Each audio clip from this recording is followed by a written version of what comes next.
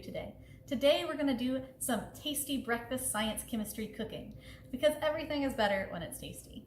Before we start, we are going to go ahead and review some important basics in chemistry about physical and chemical changes. Physical changes. A physical change is a change that does not create a new substance, but only changes the physical properties of that substance.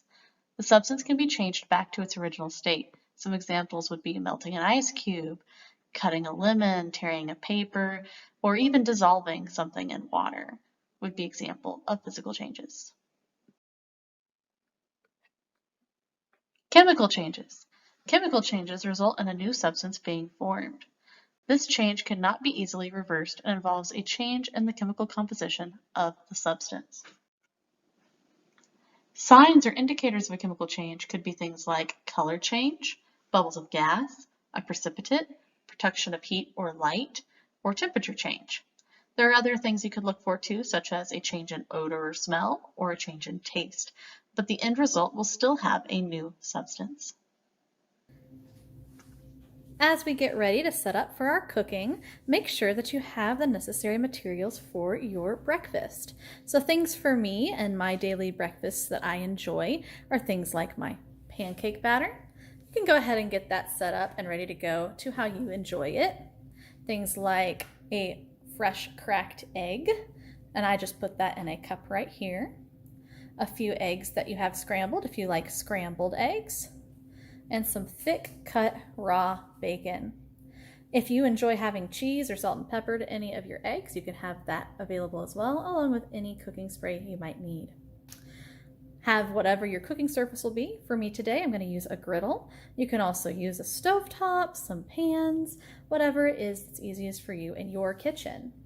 And have whatever utensils you might need. I like to have a few plates and bowls ready for after each item, and I like to have some spatulas, maybe a wooden spoon, and some tongs to help me as I cook.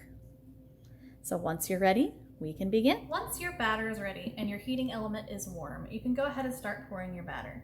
As you can see, as you look into the batter, it is a liquid. You can see some bubbles of gas already starting to react, which is a fantastic sign that my batter is already ready to start.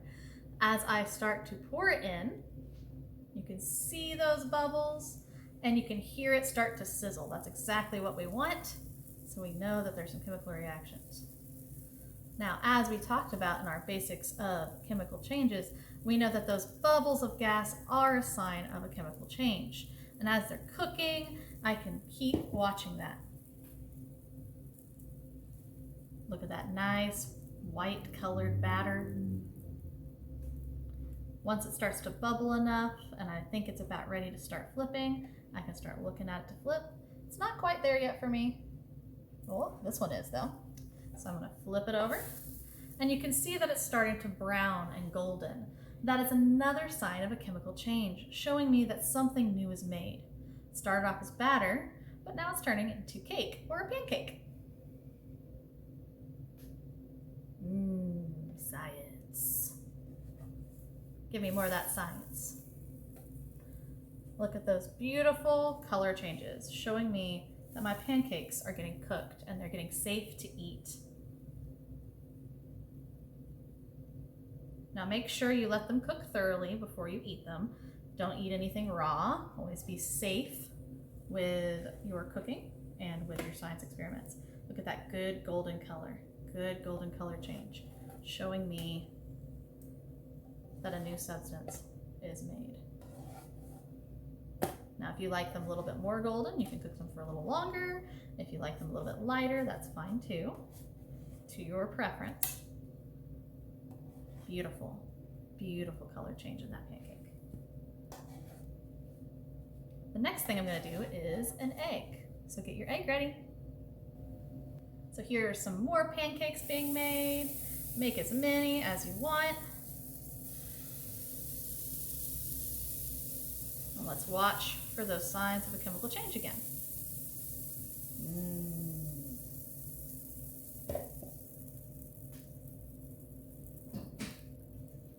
And as I watch those bubbles of gas showing me that it's changing, I know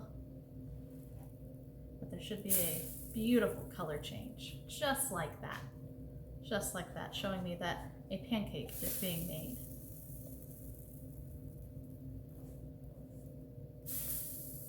Beautiful, beautiful golden color, beautiful color change from that white basic batter color to this beautiful golden shade. These are going to be delicious. And science is always better when it's tasty. Nom nom nom.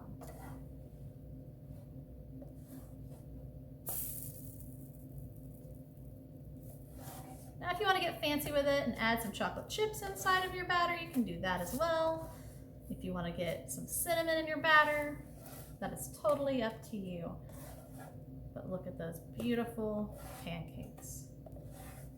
Beautiful. So as you look here, remind yourself, what are those signs of a chemical change as you know these pancakes are getting prepared?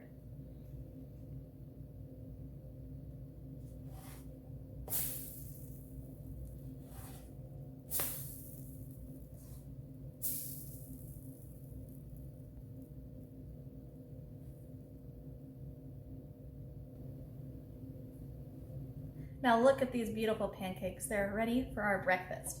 Let's move on to our next step, our egg, our fried egg specifically. Let's start with our fried egg. What you need for this is just a simple egg, fresh, and I put it in this cup so you can see it clearly. The first thing is that we want to notice the colors. So you see that that is a nice solid egg yolk, that's a nice yellow color, surrounded by the egg white. Now, as we cook it, we should be looking for any signs of a physical or chemical change. So let's go ahead and start. So take your egg and let's put it right there. You can already see some bubbles coming in. Look at that. And you can see some color change from that clear egg white to now it's becoming a little bit more of a legitimate white colored egg. And you can see it. If you were here, you could start to smell it as it cooks. Science.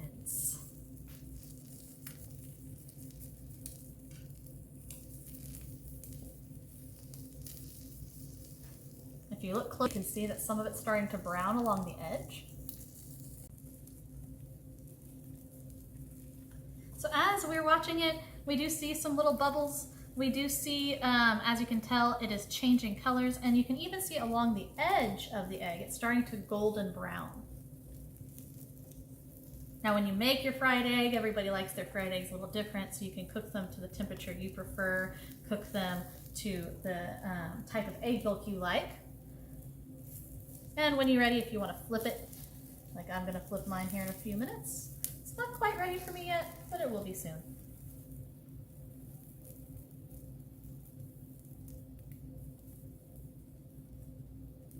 And again, if you want to salt and pepper it, when you want to salt and pepper it, that is your choice, up to your taste.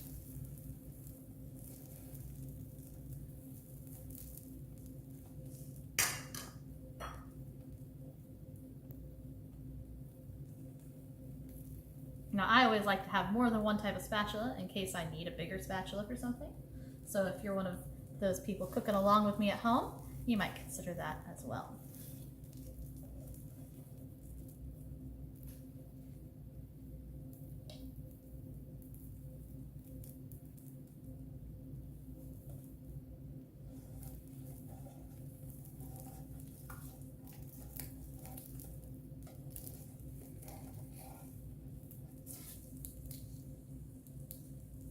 Look at that beautiful golden color there. Look at that change in color from the egg, from where it started to now that pretty white and gold colors. It's gonna be tasty. Tasty science! And be thinking about those signs of a chemical change that we've talked about so far. Thinking about what signs of a chemical change you saw and how this is a new substance.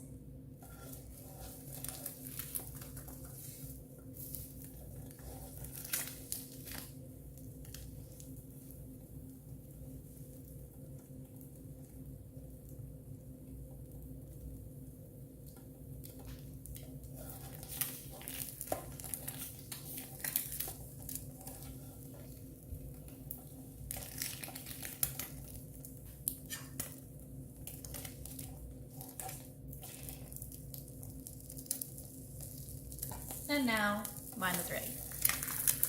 So I like it a little bit more cooked.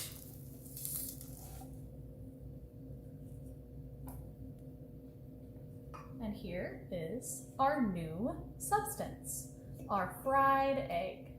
Look at that steam. Can't wait to eat it. So the next thing I'm gonna do is gonna be our scrambled eggs, so get ready. So we already know what the egg looked like when we first cracked it out. And then what we wanted to do was we wanted to scramble it. So when we scrambled it, we didn't really make any new chemical substances. There's really not any bubbles of gas. There's really not a color change. It's just the egg white mixed with the egg yolk. So far with our scrambled eggs, all we have is a physical change. But we're gonna fix that and make it delicious. Chef point, I definitely recommend you add a little butter to make your eggs a little creamier, but that is again a personal choice. So I'm going to add a little bit of butter here, and look at that sizzling, sizzling, sizzling. Remember to always be safe with your science and with your cooking so that you don't end up burning yourself. Make sure that you keep a good distance from it. Make sure that you are very safe with your tasty science. So I'm gonna go ahead and grab my beautiful scrambled up eggs, and I'm gonna add them in very carefully. And if you're like mine and you have a little spot at the end, it might go into that. That's okay. That is okay. We are still gonna have plenty of delicious scrambled eggs. And make it to your satisfaction. If you're using a skillet, you will probably have an easier time with your scrambled eggs than if you're using a griddle like me. But this griddle will show us all those beautiful changes. And you can already start to see some of the things that will show me the chemical change. Think about it as you watch. We've seen a color change. It is definitely darker than it was. We've seen some drastic changes in its texture. And as we're looking at it, you can't see the smell, but it definitely has a different smell and taste than what it started with. And there you have our scrambled eggs.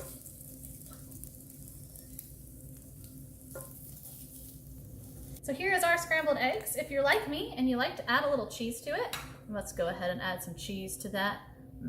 Tasty. So as I'm adding my cheese, you can start to see some of it melting, but not melting isn't really a chemical change. It's still cheese on top of eggs. Nothing new was made other than the scrambled eggs when I made that, but as that cheese melts, it's another example of a physical change. Let's let that warm up and melt a little bit. All right, my science lovelies, we have made delicious pancakes, some fried egg, and some scrambled eggs, and while we're waiting for our cheese to melt on our eggs, we're gonna start with the bacon. So as we look at our tasty looking bacon, remember we have some thick cut raw bacon here, and you can see the colors right here are that like darkish red, pinks, and whites, and we're gonna see what happens when we cook it. So let's see if we can't have any chemical changes here. A couple of warnings: make sure you're wearing gloves, and make sure that you are staying safe distance away from the grease splatter. Let's start cooking our raw bacon. Again, if you want to wear gloves, I highly recommend it, and keep a safe distance from your splatter.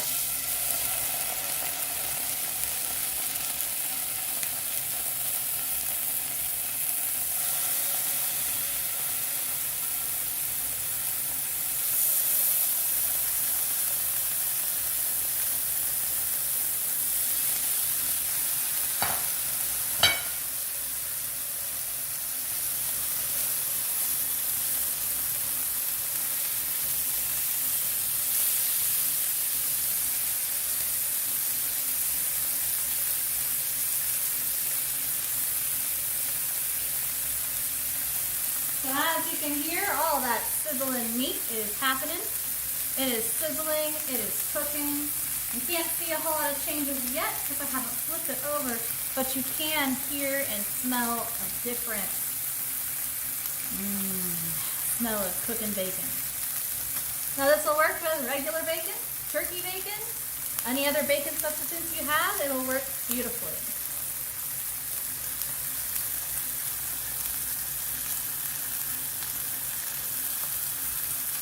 And this specific one, I am going to use tongs to help me.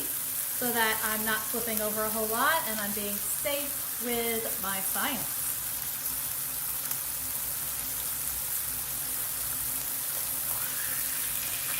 It's not ready yet, so I'm going to keep it going for a little bit. Just do a little check.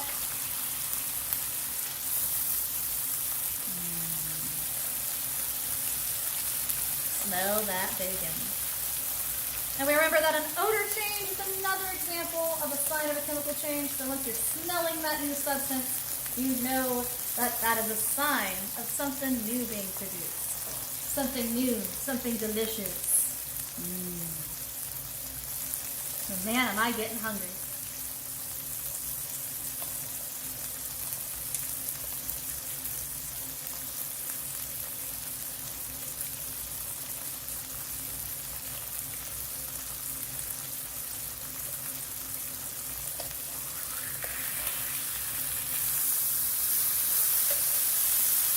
Now it's not fully ready on that side yet, but you can start to see some of that brown coloring coming in. You can see some of that pink and red getting darker. You can watch that as well.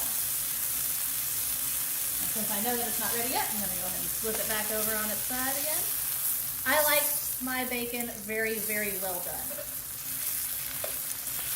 You want to make sure it's cooked thoroughly, but again, your preference on how well done you like it is up to you, but I love my bacon very crispy.